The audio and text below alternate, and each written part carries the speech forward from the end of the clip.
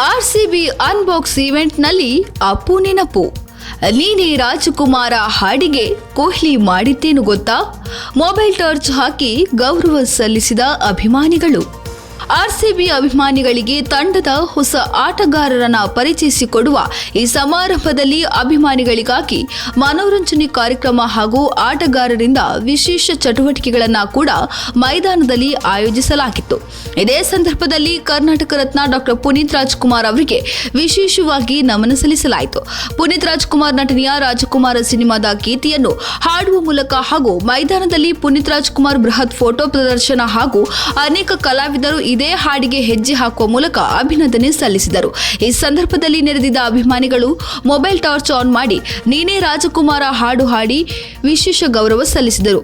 ಮಾತ್ರವಲ್ಲ, ಅಭಿಮಾನಿಗಳ ಜೊತೆಗೆ ವಿರಾಟ್ ಕೊಹ್ಲಿ ಕೂಡ ಮೊಬೈಲ್ ಟಾರ್ಚ್ ಆನ್ ಮಾಡಿ ಗೌರವ ಸಲ್ಲಿಸಿದ್ದಾರೆ.